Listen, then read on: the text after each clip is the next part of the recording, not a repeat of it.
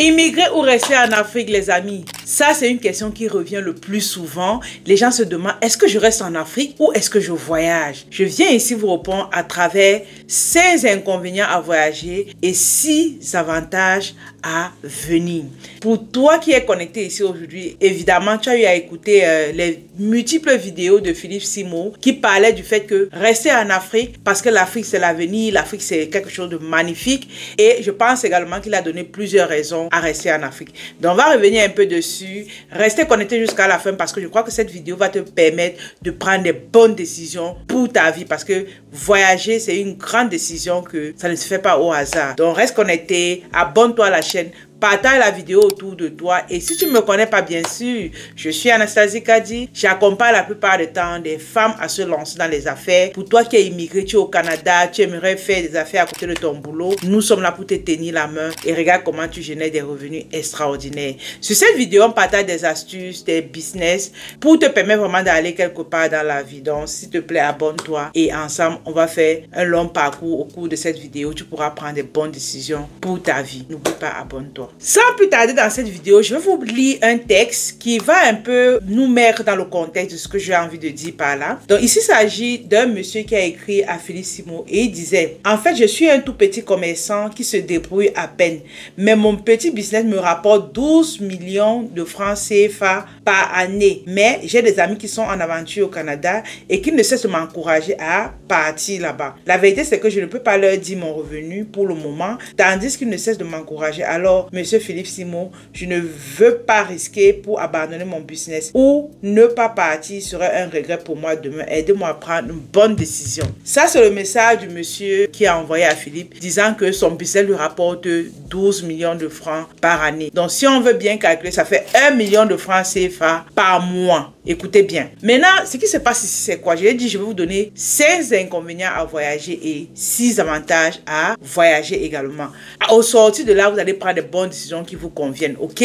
Voilà, donc restez connectés, partagez la vidéo autour de vous et abonnez-vous. 1 million par année ici, par mois, c'est comme 2500, 2400 dollars canadiens. Je vous assure que il y a des personnes ici au Canada que c'est leur salaire du mois. Écoutez-moi bien.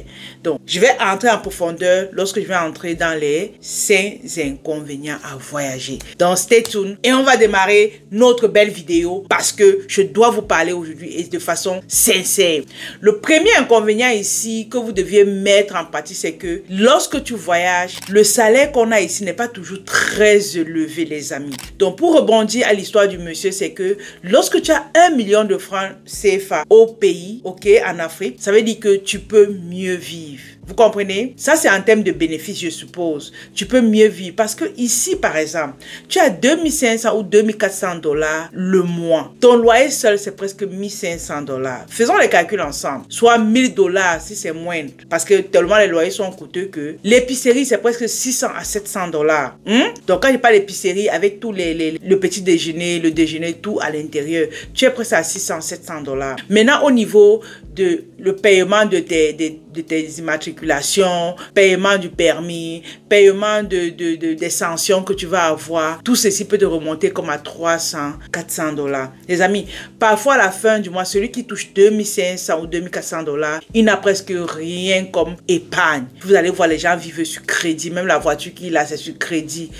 Parfois même au niveau du repas, ce qu'ils vont faire, c'est sur crédit. Maintenant, toi qui es en Afrique avec tes 1 million, bon, c'est pas tout le monde, mais par rapport à ce monsieur, si tu touches minimum 500 000 à 300 000 au mois, tu peux rester en Afrique. Ça, c'est mon avis parce que ne venez pas vous verser sur moi, s'il vous plaît. Écoutez simplement ce que je dis et avancez la vidéo.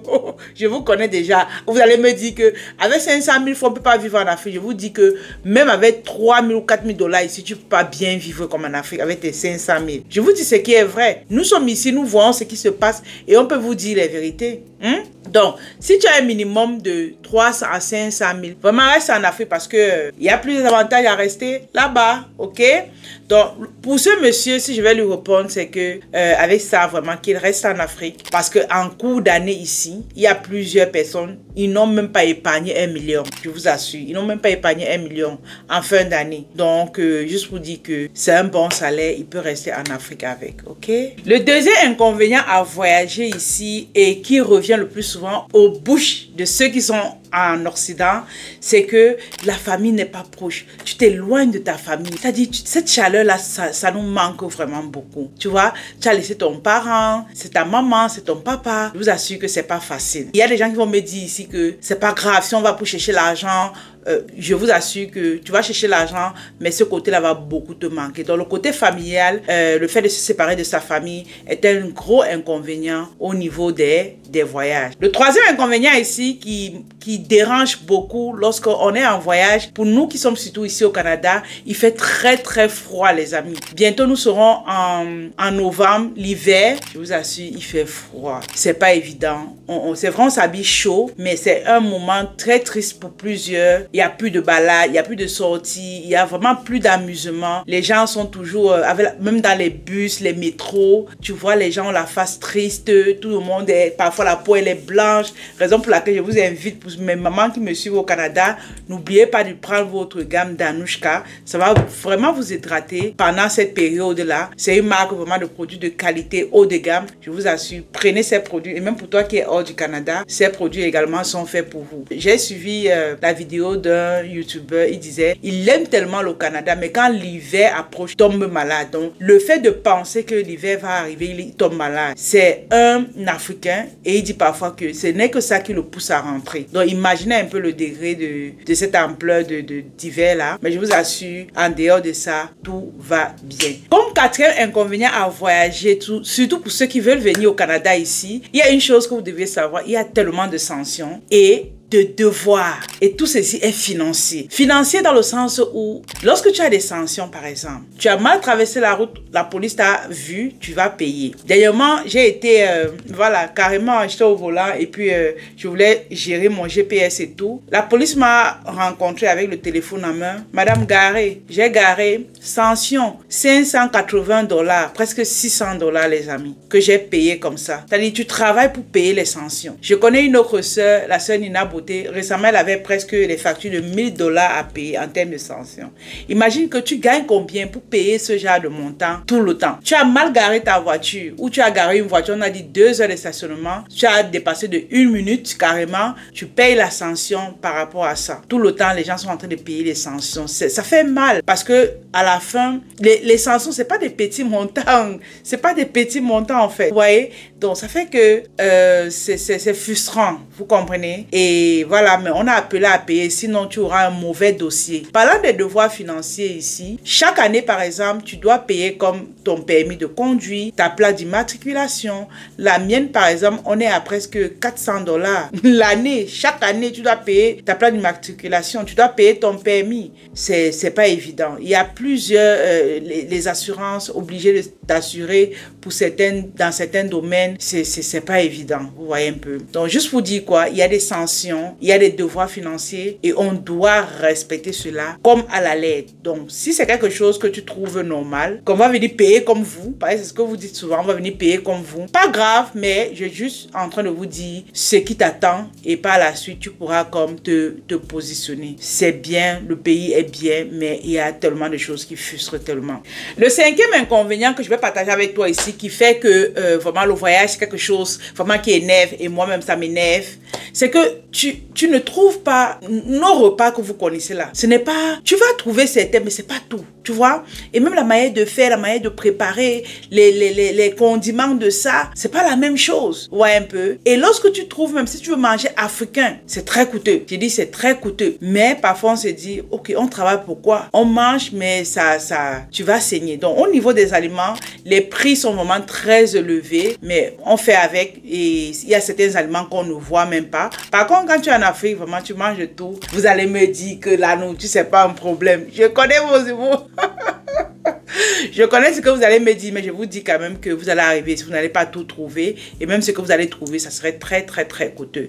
Donc ici, j'ai parlé des 5 inconvénients que vous allez rencontrer en venant ici au Canada. Maintenant, je vais vous parler de 6 avantages à ce que vous venez ici. Et je serai là pour vous tenir la main et pour vous amener à un autre niveau. Restez connectés. Parlant des avantages ici, je ne vais pas être très long. Je vais vous donner étape par étape les informations que vous aurez besoin spécifiquement et c'est à vous de faire le choix si vous allez voyager ou pas. Donc, le premier avantage à voyager, à immigrer au Canada, déjà, c'est au niveau de l'éducation des enfants. Je vous assure que ce que ma fille de classe 2 fait, moi, quand j'étais même au moyen 1, je ne pouvais pas faire. Donc, ils sont vraiment très développés au niveau de l'enseignement des enfants. Les enfants sont très éveillés, je vous assure, très, très éveillés. Et si tu veux voyager vraiment pour l'éducation de tes enfants, sache que tu fais un bon choix parce que vraiment, ils mettent vraiment l'accent sur le bien-être des enfants. Tout est vraiment contrôlé. Même au niveau de quoi l'enfant doit manger, c'est contrôlé. Si tu fais un repas qui n'est pas convenable, on va interpeller le parent et on va te dire pourquoi cette assiette de l'enfant. Voici comment l'enfant doit manger. Bref, tout est mis pour que l'enfant soit vraiment à l'aise. Ok? Le deuxième avantage ici à mettre sur pied qui fait à ce que je vous encourage à voyager également, c'est au niveau du fait que les enfants sont vraiment pris en compte au niveau des allocations. Il y a ce qu'on appelle les allocations familiales qui sont remis aux parents qui ont un budget très faible au niveau du salaire et le système est fait de telle sorte que on ne veut pas qu'il y ait des très pauvres et les très riches. C'est comme ça que le système est fait. Ça veut dire que toi, si tu es très riche, on va prendre ton argent, on va donner à celui qui est pauvre pour que vous soyez au même niveau.